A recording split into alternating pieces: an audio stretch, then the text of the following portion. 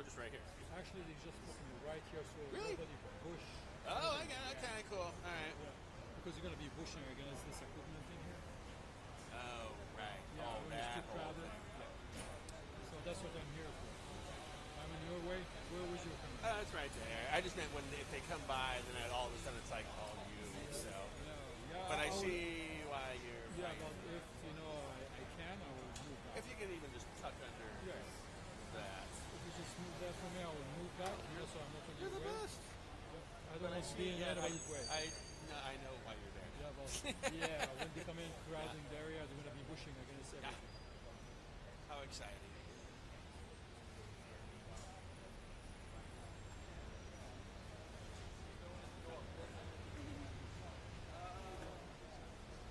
The local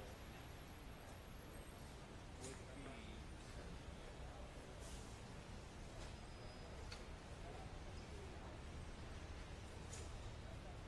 my feeling is that's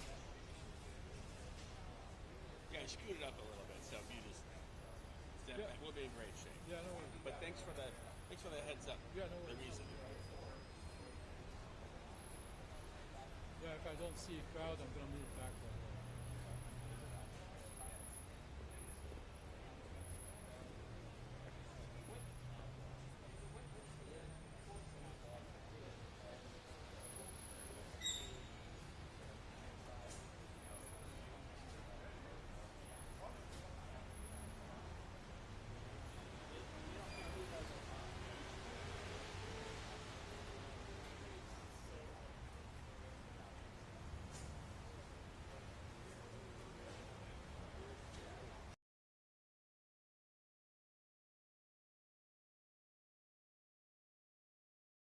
About AT&T's decision.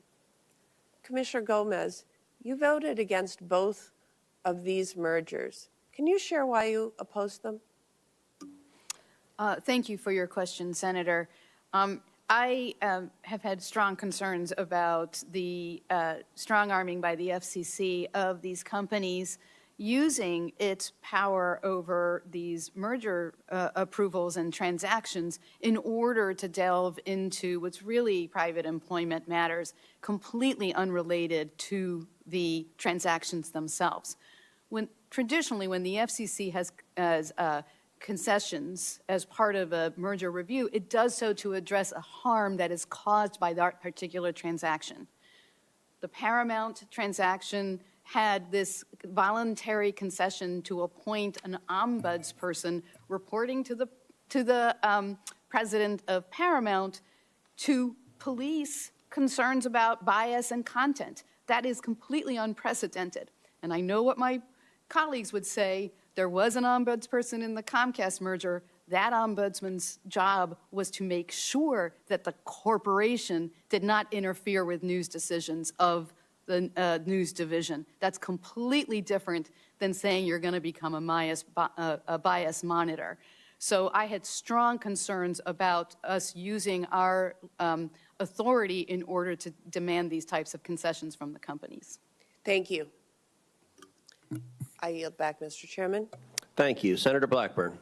Thank you, Mr. Chairman. Chairman Carr, I want to chat with you for a minute about the new form of payola, or showola, as some of our entertainers in Tennessee call it. And what has happened is broadcast stations use events in exchange for airplay. And they particularly like to couple this with threats of reduced airplay if the band or the artist cannot give them these free events. Now, in the opinion of so many of our musicians, that violates the FCC's payola rules. And I know that you have looked at this coerced performance issue and wanted to know if you have any update and if you could speak to that for a moment. Well, thank you, Senator, for your leadership on this. Historically, there's been a law on the books that prevents radio stations from accepting or seeking unreported payment of money or any other compensation to influence airplay, the time that music is played on the stations.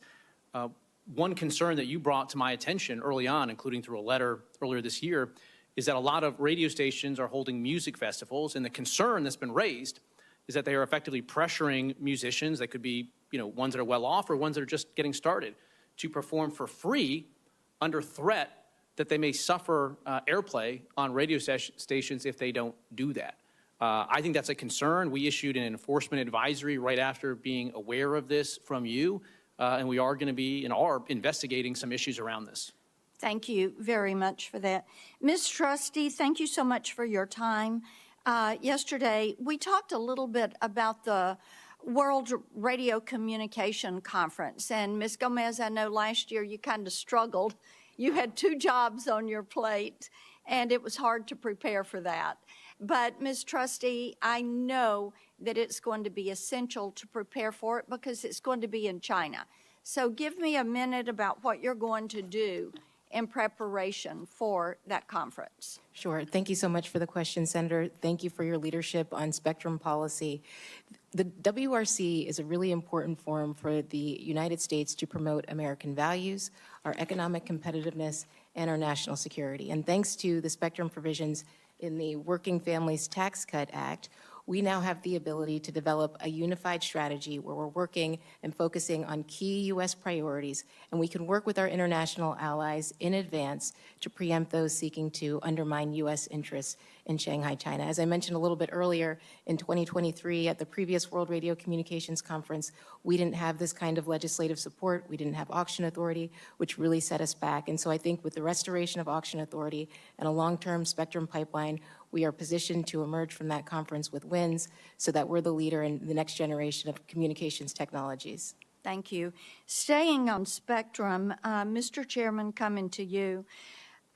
Looking at mid-band spectrum, about 60% of our mid-band is held by government agencies, and about 5% is licensed commercial users. And of course, with 5G and 6G, we absolutely cannot afford this.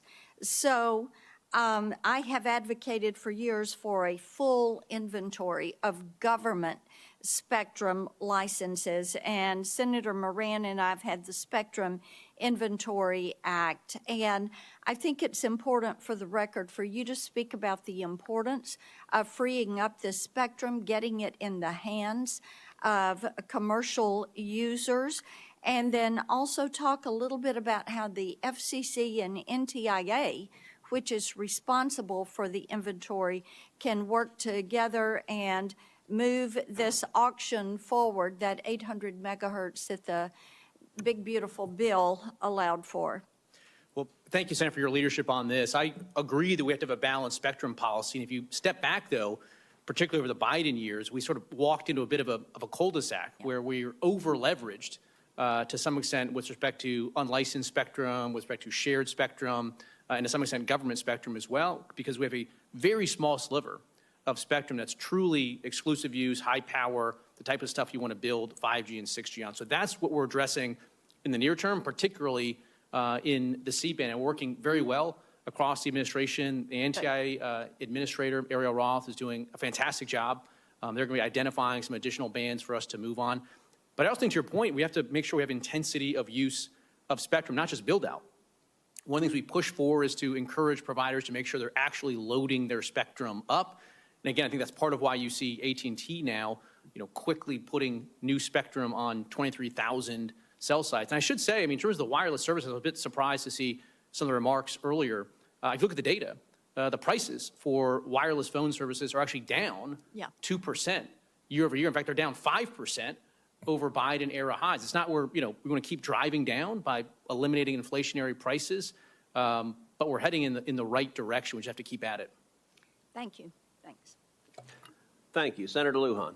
Thank you, Mr. Chairman. Chairman Carr, yes or no, and please, yes or no, is the FCC an independent agency?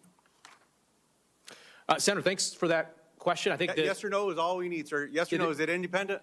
Well, there's a test for this in the law, in the key portion of that Just test. yes or no, Brendan? The key portion of that test Okay, is... I'm going to go to Commissioner Trustee. So just so you know, Brendan, on your website, it just simply says, man, The FCC is independent. This isn't a trick question. Okay, the FCC it is yes or not, no? is not. Okay. Is not. So an is your website independent- wrong? Is your website lying?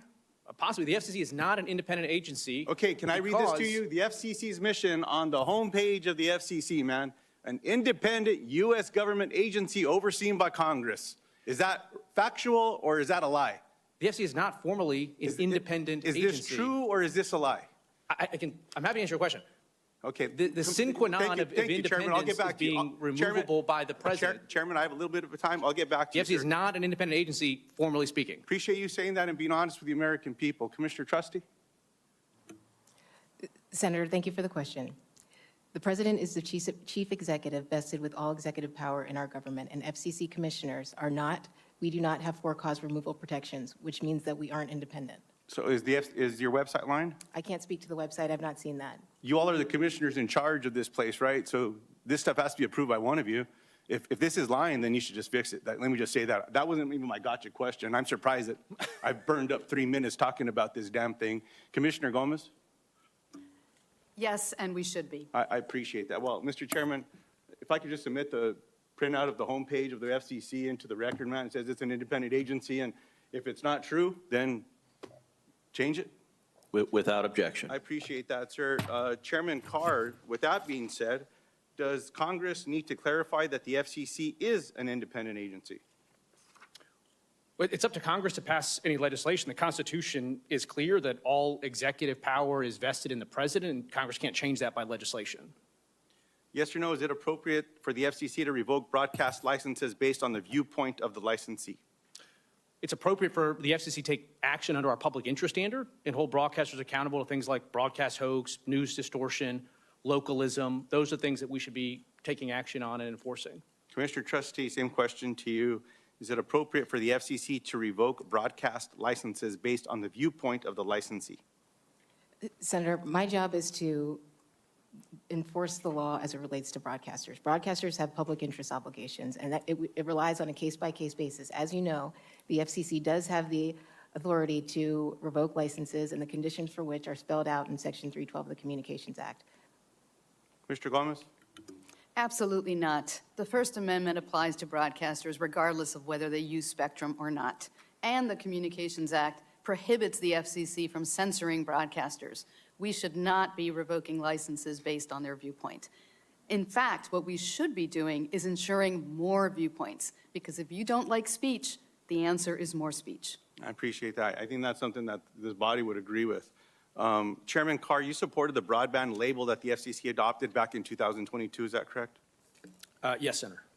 Even though broadband providers, as you're aware, they've been displaying these broadband labels for over a year, you recently proposed changes to making it harder for consumers to understand what plans they're subscribed to or what they're paying for at the end of the month. As you know, it's hard to understand why this action would have been taken. You also want to eliminate the requirement that broadband labels be translated in the languages in which the providers are already marketing their services. Is that correct? That's not correct, sir. So you will reverse the notion that these labels will be not done in English and other languages? No. What I'm saying is consumers want clear, concise, accurate information. I think we agree on that. We have started a proceeding to make sure that they're not overwhelmed by irrelevant information. We have not made any decision to eliminate any particular feature of this. We're open-minded. We've sought comment on different portions of the existing process. So, Chairman, just to be clear, there will be no action taken by the commission that prevents these companies from putting that information, the same languages used in marketing, those languages can be used in other ways? Yeah, we will not take any action to prevent them from doing I that. appreciate that clarity. Do you think consumers benefit from seeing the full price they pay at the end of the month with no hidden fees? Yeah, we want clarity, we want transparency, we want just like nutrition labels. Again, the concern is, did we strike the right balance, or did we add information that effectively put in wheat and chaff? We want to separate the wheat from the chaff Chairman, and make this clear for consumers. I hope you keep your word there and that there's more information, not less information in these labels. We want clarity. We want clarity. I don't know if it's more or less. Amen, brother. I just hope that it's more, better information, however you want to talk about it, that whatever the commission, the action that you all take, that you just don't make it harder. Mr. Chairman, I have other questions that I was hoping to get to, but my little back and forth on this webpage got me stuck, sir. Just so you know, I'll be submitting some questions into the record about caps. I have a question associated with if it's Congress or if it's the FCC that can change those caps on consolidation. I have questions about USF. I was proud back in May of 2023 with Leader Thune to introduce the framework around the bipartisan bicameral working group, and I certainly hope that the word that was given to Senator Fisher to work together, that we just commit to do this one together and that we all work together to get this done. It's too important not to get right. So I appreciate the time today. Thanks, Mr. Chairman. Thank you. Senator Young. Chairman Carr, earlier this month during a telecommunications subcommittee hearing, I raised the growing challenge of the illegal cutting of subsea cables and the danger that it poses to our many critical infrastructures. In response, we were told the best way to ensure our subsea cable infrastructure is more resilient is by creating more cables. Makes sense to me. Put more redundancy in the system. That would foster a more diverse ecosystem of cables, increasing the number of American-owned cables, expanding the capacity of American ships to fix and repair any damages, which, without deviating too much, that's the focus of my Ships for America Act. And lastly, by sending a message to our adversaries that such cuttings, again, of our undersea cables, will be treated as an attack on our critical infrastructure. So in line with this, can you speak, Mr. Chairman, to why accelerating and streamlining subsea cable deployment is important to U.S. economic and national security, and how the rule that you adopted earlier this year helps move the process towards clear, timely decisions? Thank you, Senator, and thanks for your work on all of those important legislative efforts that you're working on. Undersea cables are sort of the unsung hero of global communications. They carry roughly 99% of all internet traffic. They can be vulnerable to disruption. One of the things that we've taken as part of our Build America agenda is put new policies in place to invest in additional build out of undersea cables. As we do so, making sure that they're secure as well, including looking at foreign ownership issues related to undersea cables to make sure we're not introducing risks. And again, if we're going to lead the world in AI and many other vectors, we have to have that infrastructure to carry it, and so I think we're heading in a good direction now. Thank you, Chairman. Commissioner Trusty, do you have any thoughts on this? Absolutely, Senator. Thank you for your leadership on undersea cables. I do think that streamlining permitting processes can help with redundancy, resiliency, and efficiency, and I think that goes to support economic growth, our technological leadership, and secure communication. So I think we're all headed in the right direction on this regard. Thank you. Wish Congress could learn from the leadership of the Commission in streamlining the permitting process of critical infrastructure. Perhaps we will in coming months. Commissioner Trusty, in that same rule, the FCC established requirements for applicants and licensees to create a cybersecurity and physical security risk management plan. How can that create a more resilient subsea cable network, and what else should we as Congress be doing to secure this infrastructure? Senator, thank you for the question. I think with respect to these risk management plans, we can identify threats, we can help reduce vulnerabilities, and to the extent there's sabotage or some kind of compromise, we'll have ready-made response plans in place to address these types of issues. In terms of what more Congress can do, I think Congress can promote more U.S.-led cable projects. I think that will be helpful to get foreign adversaries out of these types of networks. I also think we should look to diversify traffic patterns so we don't have a single point of failure in the event there is compromise or sabotage. And I think we can strengthen emergency response plans and disaster recovery initiatives so that we can have more secure critical infrastructure. Thank you. Good answer. Chairman Carr, the media marketplace has evolved drastically since its early days in the 20th century, and as a result, we have seen legislative and regulatory reforms advance to keep pace with the market. Over the past year, I've heard from many different stakeholders, including small and local broadcasters in Indiana, regarding potential action by the FCC to modify the current broadcast ownership cap. Can you explain to the committee what the impact to local broadcasters will be should the broadcast ownership cap be expanded? Thank you, Senator. We're looking at these issues and haven't made a decision, but, there's a couple of potential guide stars here. One, if you look at local newspapers, they've been shutting by the thousands all across the country. And so if we care as a public interest matter about local news and local reporting, I think we have to start to look at policies that can create more incentives for investment there. And so one of the concerns that I have in media policy as a general matter is you got the national programmers, Comcast, Disney, and others that are increasingly dominating with respect to those local broadcasters. So we want to make sure that they do have the ability to invest in local news gathering because it's also more trusted.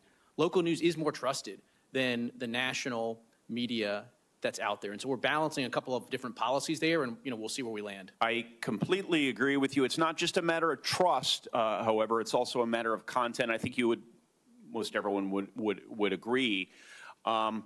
When seemingly every issue gets nationalized, when national issues get far more play than local issues, and when we have an electorate, a citizenry who have absolutely no idea what's happening in the local council meetings and in school boards and all the rest because the information's not being circulated for whatever reason, you have to question whether some of the fundamental predicates for like having a democracy, a functioning democracy and voting for local officials are being laid. I could not tell you in Little Bargersville, Indiana, where I live, and I'm probably more active than most in terms of my citizenry and my attentiveness to the news.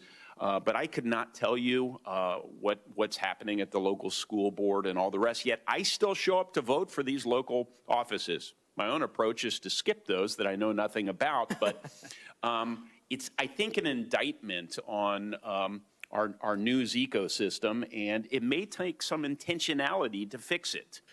Senator, this is one issue we're looking at, too, is you look at to turn the TV, in the evening hours, again, a huge percentage of that time now is programmed by the national programmers, again, out of New York and Hollywood. And so one idea that we're looking at is how do we empower those local TV stations to reclaim more of that nightly news time for actual local news and programming, and we're looking at ideas for that. Count me interested. Thank you, Chairman, for indulging me well over my time.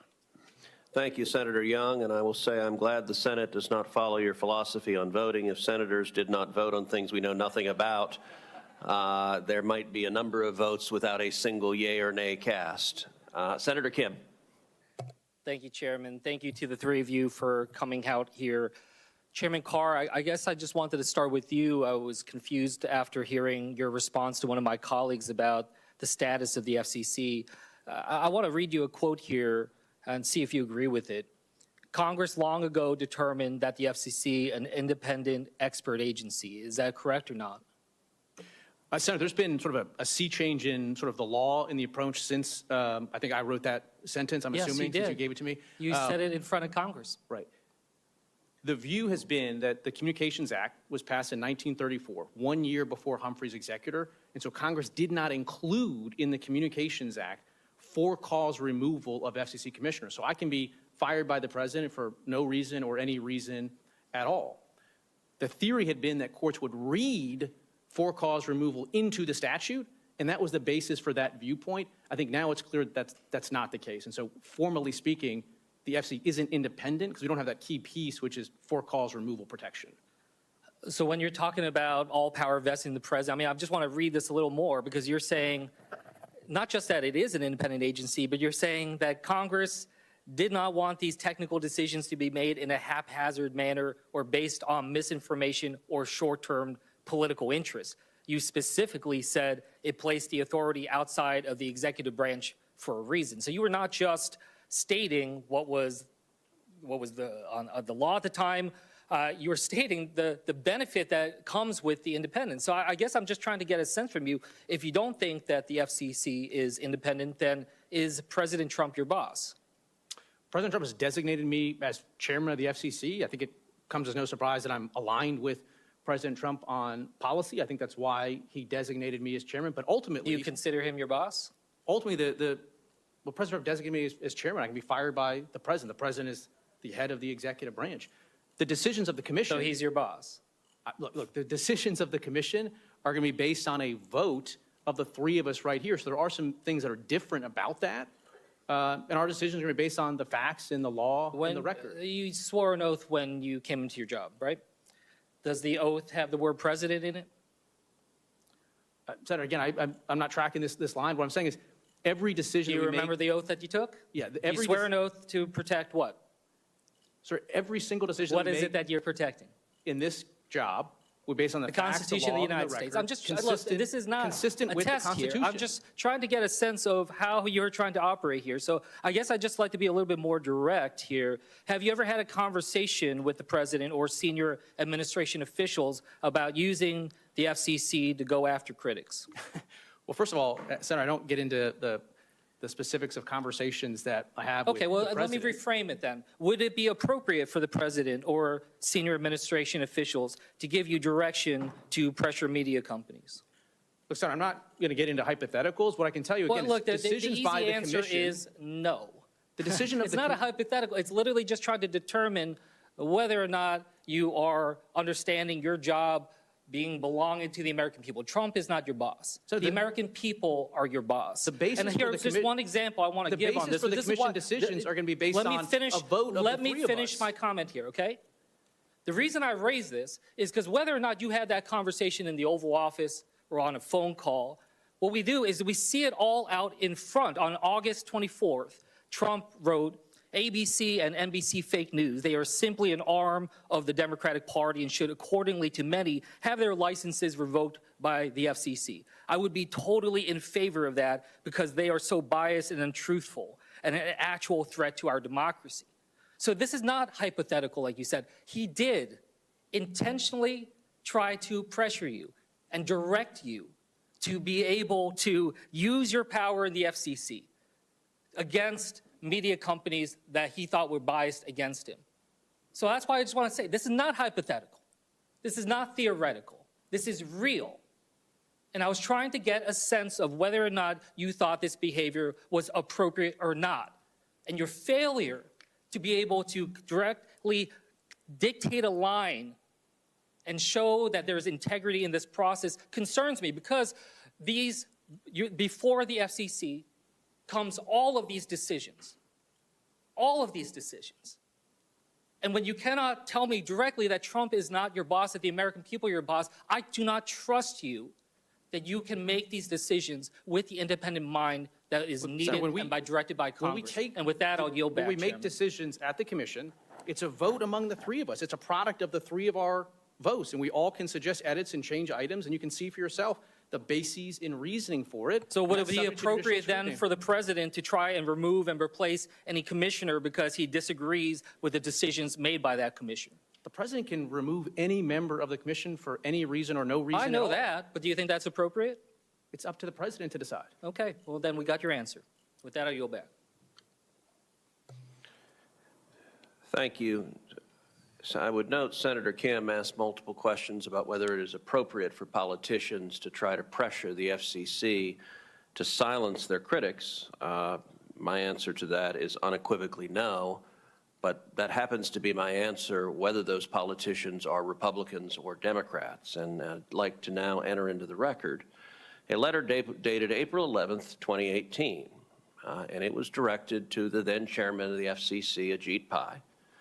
And it says, we write to express our grave concerns regarding Sinclair Broadcasting Group's conduct. This conduct affects its fitness to hold its existing broadcast licenses and its fitness to acquire even more broadcast licenses through the proposed merger with Tribune Media Company. And what the signatories of this letter was concerned about is that Sinclair had their local anchors warn the populace of the dangers of, quote, one-sided news stories plaguing our country. In other words, Sinclair spoke out against bias in journalism. Apparently, our Democrat colleagues did not like that.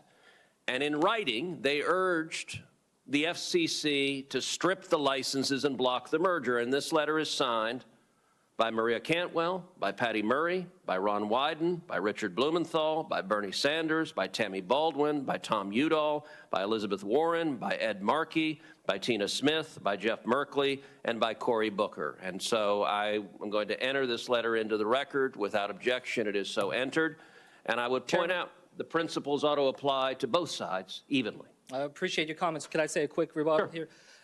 I just want to say this is another attempt to muddy the waters. Chairman Carr's threats to companies he directly regulates are not the same thing as a letter from Congress requesting an agency examine a matter of public concern. Members on both sides of the aisle frequently write similar letters. That's the proper oversight role of Congress. As one example now, Secretary of State Rubio and other Republican senators wrote to the FCC in 2022, urging the agency to thoroughly scrutinize a proposed sale of Spanish language radio stations, concerned it would, quote, silence political viewpoints. So I hope my colleagues, we stop trying to distract from the clear and present attacks right now upon our First Amendment. Chairman Carr's targeted threats against the licensees he directly regulates, and we can hear from Chairman Carr without further delay.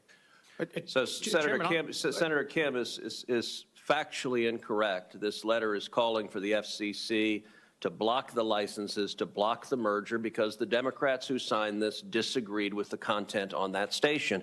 And the difference, I was on that committee then. When this happened, I spoke out against it at the time. And you know what? Not a single Democrat on this committee had a word to say about it. I was also on this committee at the time that Democrats tried to go after Fox and deny a routine license renewal, again, because Democrats didn't like what Fox News says. You know what? I don't like what MSNBC says, but I'm not urging the commission to take away MSNBC's license. And so suddenly, when the current administration and FCC makes comments about Jimmy Kimmel, comments that, as you know, I disagreed with and spoke out against, suddenly Democrats have discovered the First Amendment, and my request would be maybe remember it when Democrats are in power, that the First Amendment is not simply a one-way license for one team to abuse the power and the other not. Instead, we should respect the free speech of all Americans, regardless of party. I agree with that statement you made. A lot of what you just said, I was not on the committee at that time, and I hope going forward, as I am on this committee with you, that we can work together to show that we do this regardless of who is violating, that we try to show that integrity to the process. That would be a wonderful development. I hope so as well. Senator Curtis, I believe. Thank you, Mr. Chairman. I'm sure everybody will be disappointed. I'm actually going to change subjects.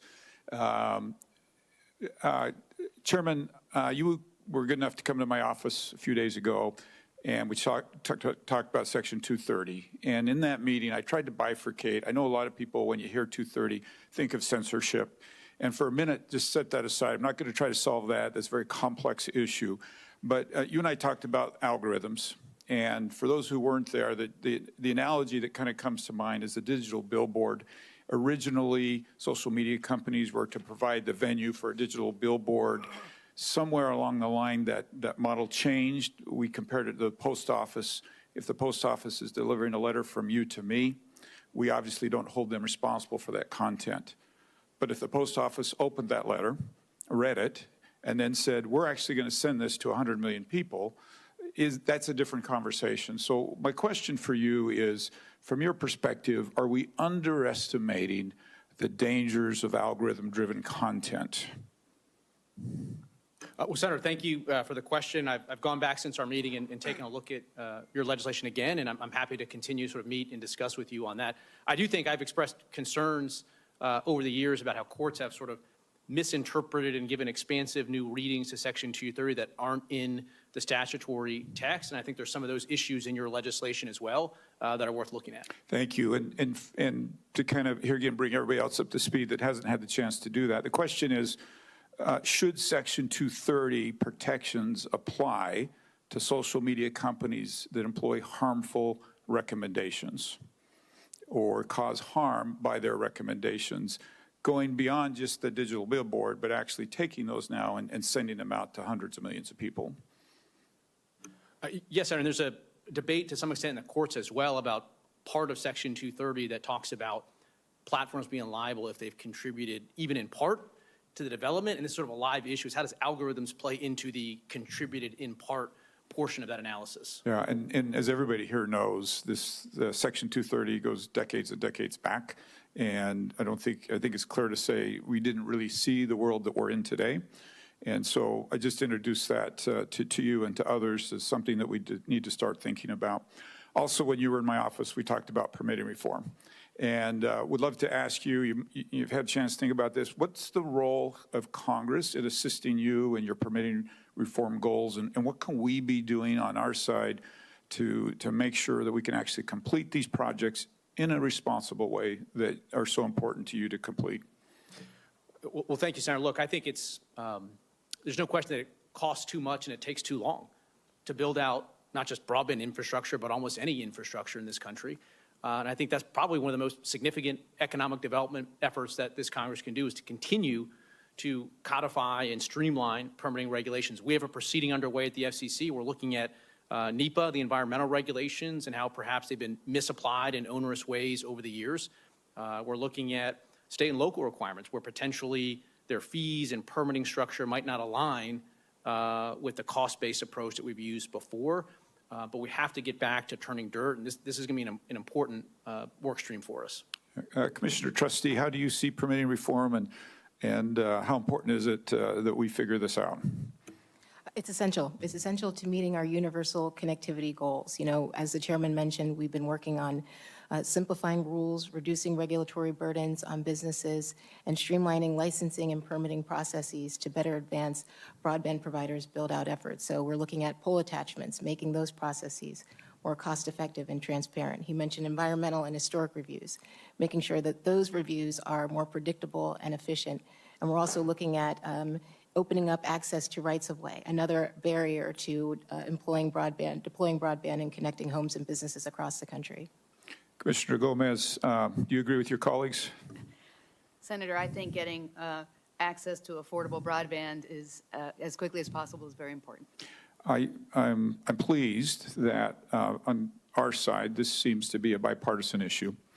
There are still some hurdles moving forward, but figuring out here again how to do it responsibly. Nobody's suggesting we should be irresponsible. Chairman Carr, in the few seconds I have left, can you maybe educate us on what happens if we don't figure out permitting reform? Well, communities that have been stuck on the wrong side of the digital divide are going to remain there. The cost of building is going to be higher. That could raise prices, and it'll slow down the build out of these BEAD infrastructure projects that I think are going to be really important to the country. So we got to get going. I would agree. I think we all agree. I would also point out this is not just in your world. In the energy sector, we have the same problem. And we're really struggling as a country figuring out how to be able to allow things to move forward in a responsible way. And I hope that here in the Senate we can figure out a path forward for everybody that needs this. Thank you, Mr. Chairman. I yield my time. Thank you. Senator Blunt Rochester. Thank you, Mr. Chairman, and thank you to the witnesses. I come from the state of Delaware. We are, like many of my colleagues, we're urban, we're suburban, we're rural, and we're also coastal. For me and a lot of members here, we've been working on the digital divide for a very long time. And that's everything from investing in connectivity to looking at modernizing our maps. We have places in Delaware where you will drive and your call will drop. You know exactly where that spot is going to be. But the bottom line is, if you have access, but you can't afford the services, then you really don't have it. And so we are in the midst of an affordability crisis. Everything from rent to groceries to broadband internet has gone up. And it's clear that we have to be laser focused on affordability. So my first question is for you, Commissioner Gomez. Commissioner Gomez, Democratic leadership at the FCC in the past has emphasized affordability, competition, transparency, and closing the digital divide. Commissioner, from your perspective, how do affordability policies under the previous Democratic-led FCC compare to the current administration's affordability policies, and how specifically it relates to consumer outcomes? Thank you, Senator, for that question. This administration has really lost its focus on consumer issues. And and particularly on affordability. We have not seen any action to address affordability. When we launched the Affordable Connectivity Program, millions of consumers lost their service and lost their support for their service. We are spending billions of dollars to deploy networks, but we're not going to have sustainable networks if people cannot afford to actually have subscribe to the service. We need seniors to have access so that they can get healthcare services. We need students to have access to broadband so that they can prepare themselves for this AI economy that is coming. We need people to be able to access the internet for jobs. I was just listening this morning to the head of the National Economic Council who said we're not going to have a problem with finding jobs because they can be found on the internet. And my thought at the moment was, if you have access to the internet, schools and libraries need to have access to the internet. Instead, this commission took back the ability to provide hotspots through libraries so that people could have internet at home and so that students could have hotspots through their schools. Same thing with Wi-Fi on school buses. We are not ensuring that people who cannot afford to be connected can get access to the internet. So not only will people not be able to afford the services and the tools that they need, but more people will be left behind. Correct. Commissioner, as connectivity expands through the Internet of Things, AI, the future 6G networks, cybersecurity risks to consumers grow significantly. Do you believe the FCC has taken the appropriate steps to future-proof the cybersecurity of everyday Americans in an increasingly complex telecommunications ecosystem, and why? And Commissioner Trustee, I'm going to ask you a similar question. So this commission has had a lot of focus on security, but at the same time, it also has taken away the regulatory backstop to ensure that the companies actually have cybersecurity policies. This just happened with regard to the response to Salt Typhoon. This administration has been very concerned about Chinese equipment, and it has looked for every opportunity in order to make sure that we do not have Chinese equipment and insecure equipment in our network. But when China actually hacks our networks, this administration took away the rulemaking that would have actually required carriers to make cybersecurity front of mind. I'm also concerned that we have put a pause on the Cyber Trust Mark, which is a market-driven mechanism, which I would think my Republican colleagues would actually really appreciate, a market-driven mechanism in order for consumers to have information about whether the devices they're using come from businesses that use good cyber hygiene. So I'm hopeful that we'll be able to get that going again, because that's a really important public-private partnership in order to ensure security. I have very limited time. Commissioner Trustee, I'm going to ask you this question for the record, which is, you spoke about the need for the U.S. to keep pace with international telecommunications trends, including cybersecurity. And I was going to ask if you agree with Commissioner Gomez on her assessment and what else you'd like to add. So I will follow up with you on that. But I do, in the interest of time, want to spend a moment because I'm very, very concerned about Chairman Carr, your focus on ending was that you, Mr. Chairman? It was. Mr. Chairman, if you will give me a point of personal privilege, because every single member before me went over time, like every single. Briefly, please. And, Thank you. I think you'll submit that for the record. Thank you. And so I want to make sure that I say this on the record, because I think when Commissioner Gomez talked about private companies doing employment matters, these are employment matters, and your focus on diversity, equity, inclusion, and celebrating the real withdrawal of that, I think has had an impact on women, veterans, people with disabilities, religious minorities. And I will ask of the record for Commissioner Gomez to explain how conditioning FCC approvals on the elimination of DEI programs undermines job opportunities, weakens our economy and our competitiveness. With that, I will yield back. Thank you. Senator Schmidt. Thank you, Mr. Chairman. I have to say, every so often in this place, it almost feels like you're having an out-of-body experience where you're like watching something happen and you can't believe it's happening. So the idea that my Democrat colleagues are so offended that the First Amendment may be or may not be violated by some comment you made, I think is just extraordinary given the last 4 years that we lived through.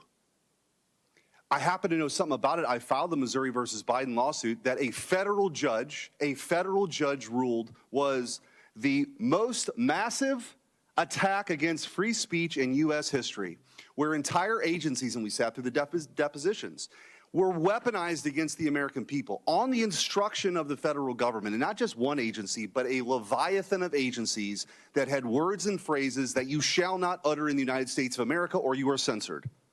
So you don't get to censor speech, you don't get to outsource that censorship to universities or social media companies, which is exactly what was happening. And go so far as to actually create, and I would challenge anybody in this committee if they raise an objection to this, literally a disinformation governance board in the United States of America. That you remember the Mary Poppins character who was singing? That's what I'm talking. In the United States of America, not like in 1898, not in 1799, like 3 years ago. And so to sit here and listen to all this stuff about, wearing the white hat on free speech is laughable. Laughable. So anyway, that's not, I can't help myself sometimes. I wanted to get to these questions first, but just listening to this is incredible. So anyway, Mr. Carr, I do want to ask you about something that's, I don't think has been asked about. Currently, there is a draft piece of legislation currently being considered by the European Commission, the European Union Space Act, which as currently drafted would impose a regulatory framework that would apply not just to EU firms, but also U.S. satellite operators providing services to European customers. It appears specifically targeted at U.S. companies due solely to their size and their success that they've had. From the FCC's perspective, what concrete impacts would these proposed requirements have on U.S. licensed systems operating globally, particularly where the EU rules may duplicate or conflict with current U.S. requirements? Senator, thanks for the question. We all know that for years, Europe has been engaged in protectionist conduct. They've been going after U.S. technology companies simply for being successful U.S. technology companies. What we're now seeing is the specific application of that same approach into the satellite sector. European regulators are using the rubric of European satellite sovereignty to suggest that you effectively have to be a European satellite company to do business in Europe. Unlike the technology space, there actually are national champion satellite providers in Europe that do business in America. And so if Europe continues to go down this protectionist path, we're going to have to make sure that there's reciprocal and fair treatment. But it ultimately is holding back Europe itself, and it's harmful to these U.S. businesses that are trying to have global operations. So there is significant pushback right now on this sovereignty effort taking place in Europe. Well, and it is, I think, part and parcel of something much broader that's happening in Europe right now, which is under the NATO flag, the United States is supposed to have sort of unconditional support no matter what. We're partners and this is an alliance, but when the EU flag goes up, all of a sudden it's a very, very different story. And I hope you do sort of push back on this idea, I think ill-timed and likely illegal, but we have levers in the toolbox too. It shouldn't be the case, but if they're going to go down this road, hopefully you all will make it clear to our European friends that this isn't appreciated. I do want to, briefly in the time I have left, Mr. Carr, the U.S. already has for that licensing framework that we currently have in the U.S., what's the status of securing a kind of equivalence decision if equivalency isn't granted, staying on the European track here? How would overlapping EU requirements affect FCC licensed systems operating globally? Well, for one, we're always going to look out for the interests of America and our consumers. So, for instance, we're looking at power level issues where perhaps Europe is in a different position than America. Europe may hold back on power levels in Europe, but we could authorize them here in America so that our consumers at least continue to get better, faster satellite services, including high-speed internet. We're also working inside the building to go much faster on processing satellite applications. When I took over as chairman, we had a massive backlog. We've already cut through about half of that backlog, and we're changing our approach inside the building to be much more assembly line-like. Clear, bright line rules. If you hit those, you're going to get a green light from the FCC pretty quickly. And again, I think that's going to set us up to lead the world in these next-generation satellite technologies. Thank you. Thank you, Mr. Chairman. Thank you. Senator Peters, you're recognized. Thank you, Mr. Chairman, and to our witnesses today, thank you, all three of you, for being here today. Chair Carr, in 2019, you tweeted, I'm just going to quote your words directly from the tweet. You said, quote, "Should the government censor speech it doesn't like? Of course not. The FCC does not have a roving mandate to police speech in the name of the public interest," end of quote. That was your tweet in 2019. And I'll say I agree with that. I think that was a good tweet in 2019. I think government censorship is absolutely dangerous to our democracy. In fact, according to a book which you may have read, How Democracies Die, written by two eminent political scientists, historically one of the key markers of a slide towards authoritarianism is attacks on freedom of the press. Part of the playbook, we've seen it over and over again. And that's why I was concerned about your actions this year, this fall alone. You have suggested that the FCC go after broadcasters that do not punish comedians. We've heard that here in the hearing. That do not punish comedians who make comments that the president doesn't like. In one case, you specifically mentioned the broadcaster's public interest obligation. You said, quote, in this instance, quote, "We can do this the easy way, or we can do this the hard way," unquote. That may have been a line I saw in The Godfather, I'm not sure, but that's it's pretty similar to that. When you threatened to use the FCC to do the very thing you said in 2019 that the FCC shouldn't ever do, be a roving censor. So I hate to say this, but ensuring broadcasters are operating, quote, "in the public interest," I don't believe that means ensuring that no one on TV is ever mean to the president or says something the president may not like. To act otherwise is to basically take a leaf out of the authoritarian playbooks that we've seen around the world. Vladimir Putin comes to mind as someone who openly intimidates and threatens folks in a similar manner. And this can't happen, not in our democracy. So I'm just going to ask you just a simple yes or no question. Will you commit here today that you will not move to revoke any media license for broadcasters or retaliate in any way against broadcast companies merely for choosing to host content that is critical of the president or says something that he may not like? Yes or no? Very simple. Senator, any broadcaster that complies with the public interest standard is not in any risk at all. If a broadcaster is engaging in broadcast hoax or violation of news distortion policy or political equal opportunity, there's going to be work for the FCC potentially there. So yeah, but this should be a pretty easy question. Do you think the FCC should protect free speech? Yes. Okay. So if you will not revoke licenses, so we can go back that you will do it. You won't revoke licenses or retaliate if they're simply engaging in free speech? And Senator, first of all, the Supreme Court has expressly said there is no First Amendment right to an FCC license. And the Supreme Court has said that the FCC enforcing the public interest standard on licensees is not a violation of the First Amendment or censorship. And you get to determine what is the public interest. So if the president is offended, you think, wow, that's the public interest. No one should ever offend a president. That seems to be counter to our whole history in this country. People are always critical. I don't care who the president is, a Democrat or a Republican. We should be able to make fun of them. That's what a healthy democracy is. You can make fun of your leaders. I'm trying to kind of speak truth to power. So I don't understand that. This should be fairly easy. easy. Make fun of the president. You're talking about the Kimmel issue? I'm talking about any president. If you have somebody as a comedian, you can use his example. Kimmel was not making fun of the president. What Kimmel said is we hit some new lows over the weekend with the MAGA gang trying to characterize this kid who killed Charlie Kirk as anything other than one of them. It appeared to be an effort to mischaracterize the motivations of one of the most significant political assassinations. We also of our know time. It's that not- the president does not like that kind of, and I don't want to make just the issue of the community because it's broader than that. That had nothing to do with the Public president. interest is a lot broader than that, and it shouldn't be you that determines that. That's called what is in a democracy.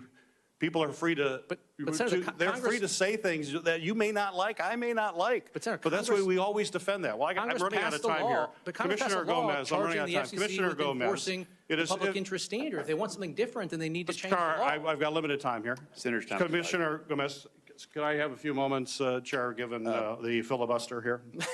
Commissioner Gomez, it's true that the FCC has not actually followed through on threats to revoke broadcasters' licenses over content that the Trump administration disagrees with, despite the chairman's threats to do so. Could you discuss how public comments and actions taken so far by the FCC related to major broadcaster editorial choices have been received by the media? And do you think the FCC actually needs to revoke licenses in order to have a chilling effect? Thank you for that question, Senator. This administration has been on a campaign to censor content and to control the media and others, any critics of this administration. And it is weaponizing whatever levers it has in order to control that media. That includes using the FCC to threaten licensees. And broadcasters are being chilled. We are hearing from broadcasters that they are afraid to air programming that is critical of this administration because they're afraid of being dragged before the FCC in an investigation. It'll be costly. It's still unconstitutional to revoke licenses based solely on content that the FCC doesn't like. And let's be clear, we need to define what we mean by operating in the public interest if we're just going to use it as a means to go after any content we don't like. Broadcast hoaxes, that rule was put in place because of Orson Welles and the War of the Worlds. And our news distortion policy does not mean any content we don't like. It requires a very specific circumstance in order to be used, which is why it's really never used. The First Amendment governs what we do, as does the Communications Act prohibition on censorship, and this commission is abusing that. Thank you, Senator. Senator, look, if broadcasters are hesitating today before running broadcast hoaxes or news distortions or rigging or slanted It's my news, time. I think that's a good direct the thing. question to you. Thank you. I'm going to recognize myself. Thank you. Wait. Thank you. Let's talk about robocalls. I don't think you've talked about that today. You know, your testimony mentioned the work that you and the FCC are doing to protect the integrity of the robocall mitigation database, Chairman. And at nearly every telephone town hall that I do, and including one last week, the folks always bring up robocalls. They feel overwhelmed by them. They feel that they perpetrate real harm. They give examples. As I'm around the state, people talk about robocalls, huge concerns, especially as we have things like AI-generated personalized voices, and the scams become more and more sophisticated and easier to carry out. So, Chairman, again, thank you all for being here. Chairman, what can the FCC do to proactively protect folks, and how can you stay ahead of the curve with these changing criminal tactics? This is the number one consumer complaint we get at the FCC. Historically, it's felt like a game of whack-a-mole. We'd put a technology solution in place. We'd go after a single bad actor, but this would just pop up in another way. What we're doing right now is we're taking an approach where we're tackling illegal robocalls at every single portion of the call lifecycle. We're making it harder to get access to telephone numbers. We're making it more difficult for foreign robocalls to enter the U.S. We're looking at potential loopholes, including ones for non-IP networks. And one issue we've recently teed up is taking a look at any robocall, legal or otherwise, that originates from a call center overseas. And right now, when that comes to your phone, it can show up with a U.S. area code to fool you into thinking the call center or the call is here in America. And so we're looking at changing that so it would accurately display that it's a foreign call center. If United or any of the business wants to put a call center abroad, then they should be able to disclose that to the consumer. And if this helps with onshoring, then that might be a good thing as well. But we're taking a real new approach, including kicking out over 1,200 providers from our robocall mitigation database, which effectively cuts them off from the systems. We're trying to really tackle this at every portion of the call. Thank you. I think you're talking about the SIM farms a little, that we've seen recently. A lot of that's foreign originated, but is there any specific limitations that prevent your agency from doing more in this area? As of right now, we have a fair amount of legal authority in this area. It's simply about tracking down every single loophole that folks are exploring. We're working increasingly with state AGs on this. We are deepening our partnership and collaboration with FTC, the nation's premier consumer protection agency, and we're going to keep at this issue. Thank you. Shift gears a little bit, Chairman. One of your first stops when you were confirmed was to Western North Carolina after the devastating Hurricane Helene about 14 months ago. And it devastated communications infrastructure. So one of the most difficult aspects of the immediate response was that folks, they couldn't get a signal out to reach loved ones. They couldn't reach emergency services when they need. Can you highlight some of the work that you and the FCC are doing to enhance communication resiliency during and after natural disasters, please? Well, thank you, Senator. As you noted, my first trip as chairman was to Western North Carolina, which was still hit hard and engaged in recovery. Went to Chimney Rock and that portion where it was total devastation. We're doing a couple things. One, we put into place before a new mechanism where carriers can more easily roam on each other's networks. So if one provider does have service, more people can connect that way.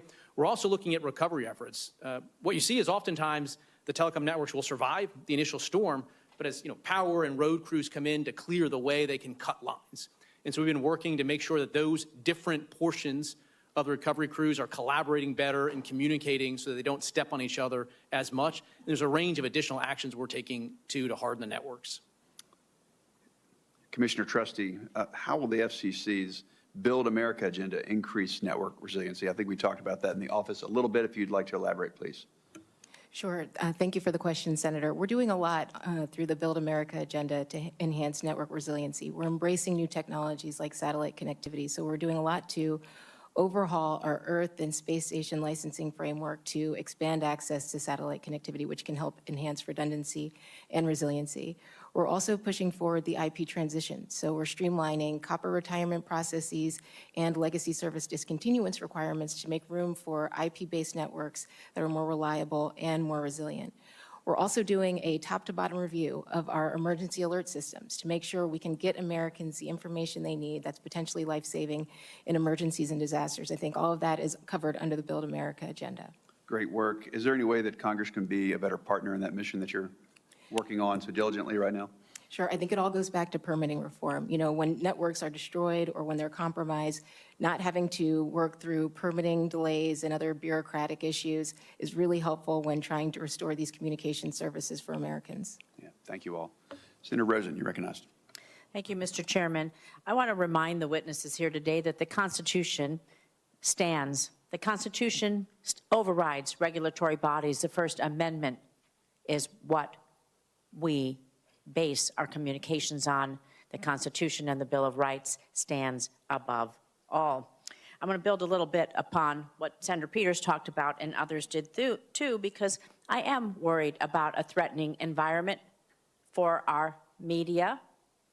And so I will say, following Jimmy Kimmel's monologue on September 16th, Chairman Carr, you publicly said this: we can do it the easy way or the hard way. Now, maybe you like movies, maybe you don't, maybe you've never seen The Godfather, but we all have. So I'm going to just ask an additional question, and I want you to clarify yes or no, please, because my time is limited here. Was this an implicit threat to ABC and its affiliates to take Jimmy Kimmel off the air, or ABC and its affiliates face consequences, such as losing broadcasting license or having proposed mergers blocked? Is this how government works now, the threat of losing your license? Yes or no, please, because I have more questions. Senator, thank you for the question. I was very clear. There was no threat in there to revoke a license. Yes or no, please. Was it a threat to revoke the license? Was it an implied threat to invoke? There was no threat to revoke a license there. What I'd been talking about was the FCC's news distortion policy. I'll take that as a no, please. Thank you. Thank you. Thank you. I appreciate that. I'm going to move on to another question about edited interviews. Earlier this year, you reinstated a closed FCC inquiry into CBS News for alleged edits of an interview with Kamala Harris that Donald Trump claimed was done to help her. Many interviews are edited to fit in a time frame of the news program. This is nothing new. CBS News ended up paying Donald Trump millions in a settlement over its dispute. Earlier this year, it came to light that Fox News also edited an interview that Donald Trump did last year in the middle of a presidential campaign in which he was asked if he would release the Epstein files. The edited interview ends after Trump says, yes, I would. But the unedited version shows Trump hedging his support for releasing the files. So Chairman Carr, yes or no, please, given that this edit by Fox News was clearly meant to make Donald Trump look good right in the middle of a presidential campaign, will you commit to opening an investigation into Fox News for its deceptive editing of this clip? Again, yes or no, please, because I have questions for the other witnesses. No. No. So you're an elected bureaucrat. You're deciding that some investigations should go on and others shouldn't. And are you basing this solely on the target, or are you basing this, what are you basing this on? Can you answer that question? This was clearly edited. Why is one edit fine and one edit not in the middle of a presidential campaign? Senator, it's based on the law. The Fox News interview was on cable. There's no public interest standard. There's no broadcast hoax rule. There's no news distortion. There's no role for the FCC there. Well, I think there is a rule for fairness, and the American public understand what's fair and just. And that Do you think there's a broad fairness rule that we should apply at the FCC to cable companies? I'm going to go on to merger threats then, Chairman Carr. Is there a law that directs the FCC to consider editorial conduct when reviewing mergers? Yes or no? Because I have a follow-up question there. The FCC's job under the Communications Act for reviewing mergers is to make sure that they're in the public interest, and that's the standard that we apply. And so can you clarify for us the lens through which you review public interest? Is there a set of principles? Is there a set of something that is applied the same equally and to every single a merger that you look at? Are you using the same template? Because if you're not, then I have concerns with that. So can you share with us how you consider editorial conduct when you're looking to approve the mergers that, well, maybe they'll get them, maybe they won't, based on what, your personal opinion? Well, again, the standard is the public interest standard, and the FCC's decisional document approving mergers walks through all of the standards. It applies them, and it's right there in black and white for everyone to do, and we apply normal precedent. So, for instance, we have accepted commitments on... Though, if Congress passed a law, so if we passed a law based on this, directing the FCC to consider editorial conduct in a merger review, would that law violate the First Amendment and be considered unconstitutional? In all likelihood, yes, the law would violate the First Amendment because the First Amendment protects against government interference with editorial decisions. And do you think that Nexstar made decisions regarding its editorial comment because it was concerned that the FCC might not approve its merger with Tegna, if it aired content that the Trump administration opposed? I think that it was trying to curry favor with the administration by preempting Jimmy Kimmel when it did. Do you think the FCC used merger approval? They use merger approval as a lever to exert pressure on media corporations to threaten free speech in our democracy? Without a doubt, the FCC is leveraging its authority over mergers and enforcement proceedings in order to influence content. Thank you. Well, if I could just add real quick to that answer. For a witness here, sir, we ask the questions. Thank you. My time is up. I think it's on to Senator Hickenlooper. Thank you. Senator Hickenlooper. Thank you, Mr. Chair. Thank you all for your time, your service. The United States is remaining a global leader in innovation, including AI. I think that's a goal that is broadly bipartisan. As a former governor in Colorado, I recognize that states are rightfully the laboratories of democracy. The President's recent executive order on AI directs the FCC to consider withholding funds to states that have AI laws that could be in conflict with stated goals. Obviously, I think the FCC does have a role in how AI is involved in managing communication networks or blocking robocalls. I think it's questionable at best whether the FCC can regulate how AI models are used or developed. So let me start with Commissioner Gomez. Does the FCC have explicit jurisdiction under the Communications Act to preempt state AI laws? Why or why not? The Communications Act does not grant explicit authority to the FCC to preempt AI laws. I'm dubious of our authority simply that to be able to preempt AI laws simply because telecommunications carriers use AI in their networks. I think that what we would need in order for the FCC to have preemption authority is for there to be a comprehensive federal framework of AI regulation that grants that authority to the FCC. Exactly. Chairman Carr, do you state or perceive AI laws that have been enacted in states like Texas or Utah? Do these raise concerns for you? Thank you for the question, Senator. And I agree with you that I think we want the United States to continue to be the global leader when it comes to AI. In terms of the FCC, there's an executive order that asks us to initiate a proceeding to determine whether or not to adopt federal reporting and disclosure standards for AI models and whether that would preempt conflicting. And we'll start that proceeding and we'll take comment on all sides of the issue. Well, would that mean that the FCC could withhold universal service fund funds from states that are, these are the funds that are meant to help low-income consumers and rural hospitals, schools with their connectivity? Could those funds be interrupted as a consequence of this? Well, the issue I've heard raised there is with BEAD funds, which are going to be administered by Commerce. I have not heard that with respect to FCC USF funds at this point. Okay. And this year we've seen a wave of tariffs on various imports in the United States. And while trade negotiations may continue to reduce tariffs, that doesn't necessarily mean that the economic uncertainty that they create doesn't continue to impact manufacturers, including those who manufacture electronics and communications equipment. So, Chairman Carr, is the FCC in the process, or have they evaluated whether escalating tariffs on information and communications technology hardware has either lengthened timelines to build modern communication networks or raised operating costs for providers or consumers in rural areas? Thanks, Senator.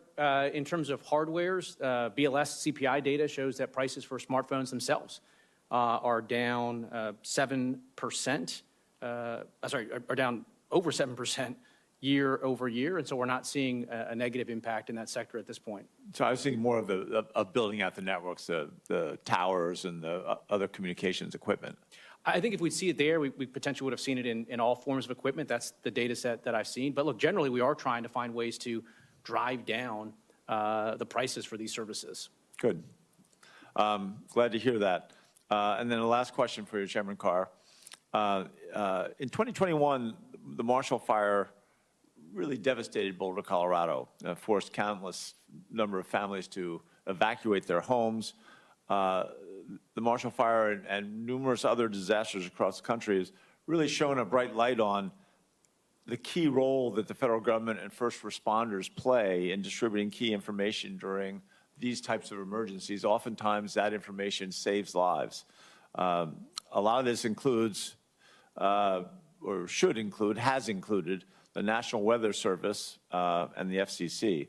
The Marshall Fire spurred action at the FCC, which we appreciate, to improve the location accuracy for how wireless emergency alerts, WEAs, are delivered to Americans. And I think that action is welcomed. More work needs to be done.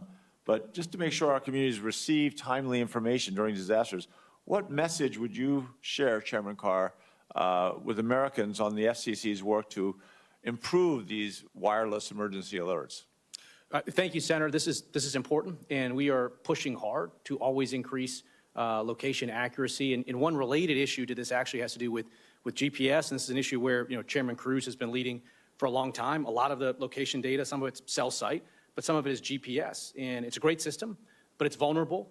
And so we've been taking actions at the FCC to look up, standing up either complementary or alternatives or secondary ways of getting that precision navigation and timing information that today is displayed by GPS. And so we're going to look at potentially next steps in trying to invigorate that work.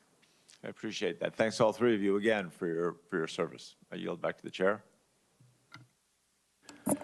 Thank you very much. Thank you to all the commissioners for your testimony here today.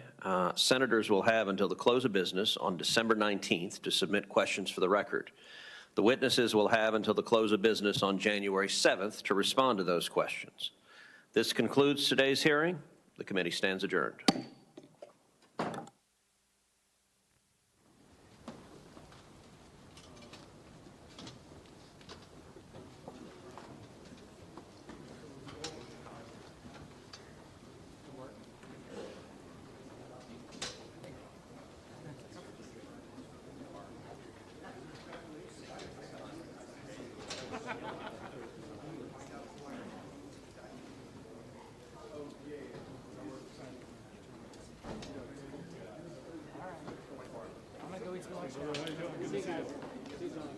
I'll see you at 2:30, I guess. Chris,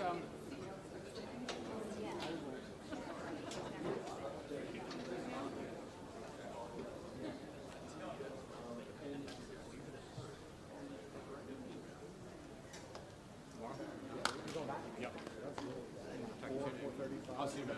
Oh, hey, Jamie. Yeah. You know Mike Malville very well, too, right? Yeah, I know. Yeah.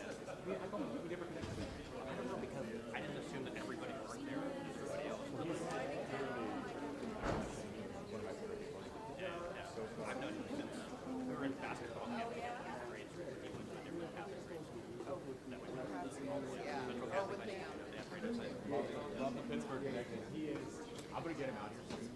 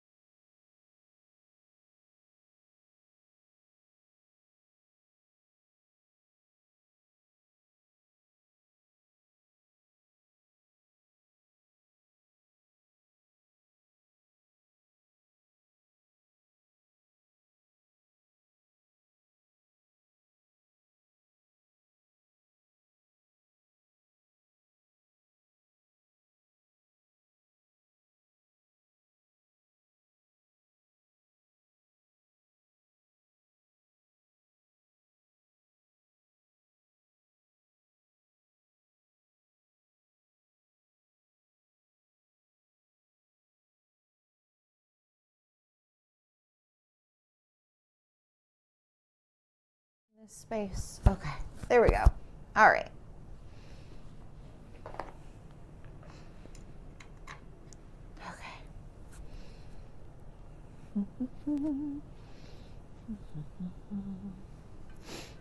All right. Amazing. Here we are.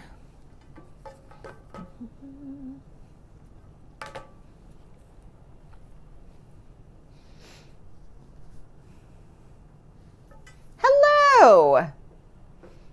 I made it. You made it too. I was worried.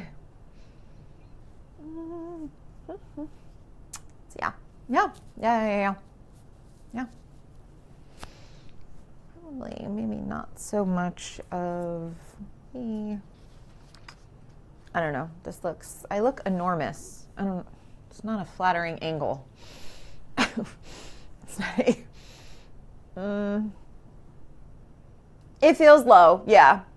It does feel low. Yeah.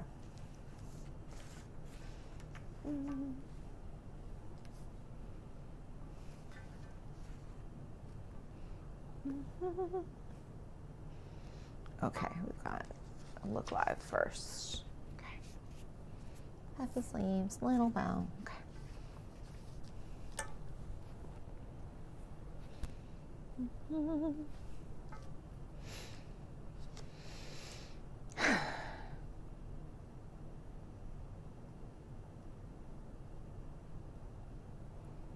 Should I sit back? I don't know. It just looks different. I don't know.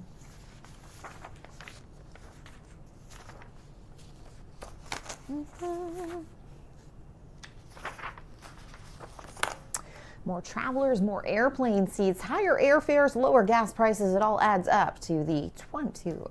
More travelers, more airplane seats. More travelers, more airplane seats, higher airfares, lower gas prices. It all adds up to another 2025 travel boom. More travelers, more airplane seats, higher airfares, and lower gas prices. It all adds up to another 2025 travel boom. Okay.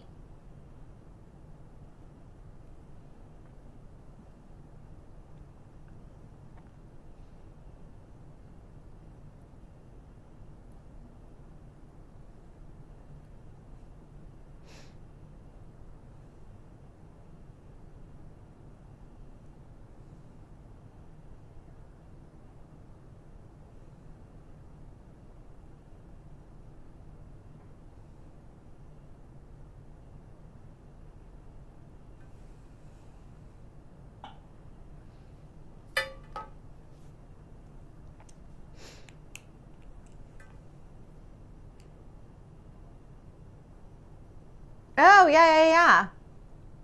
Yep. Oh, that's, yep. Ah, yeah. I think that's usually where it is, right? Yeah. I think it's okay. Thank you. Thank you.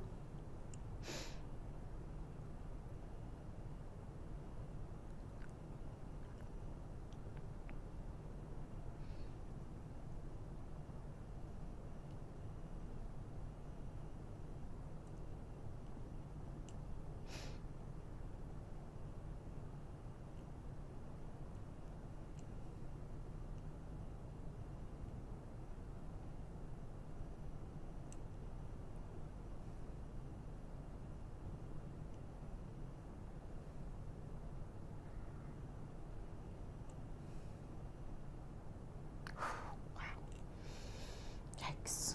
Okay.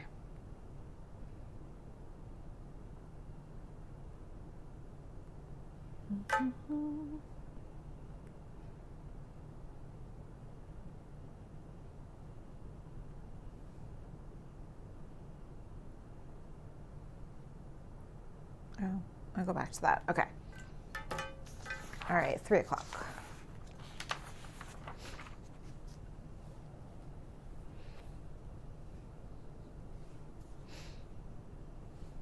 Getting down more travelers, more airplane seats, higher airfares, and lower gas prices.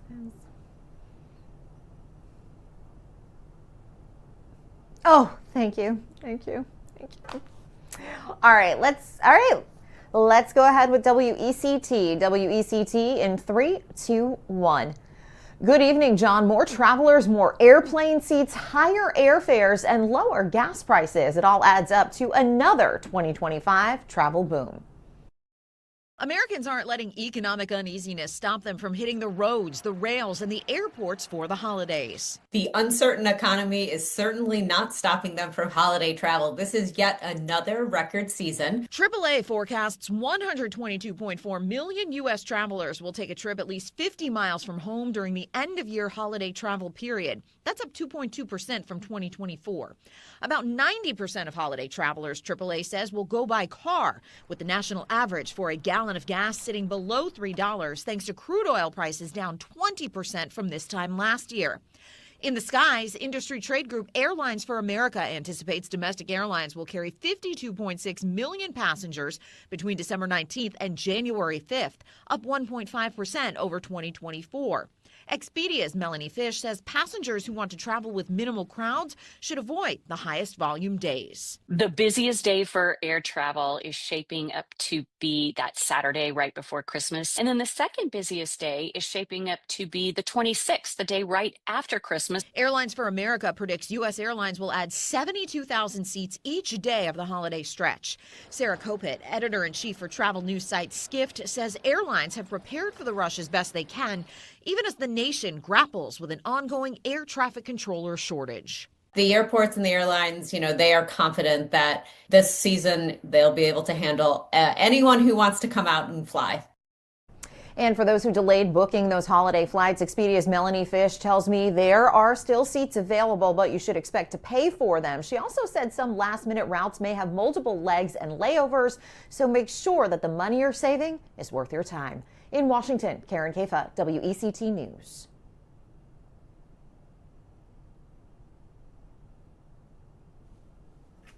Okay.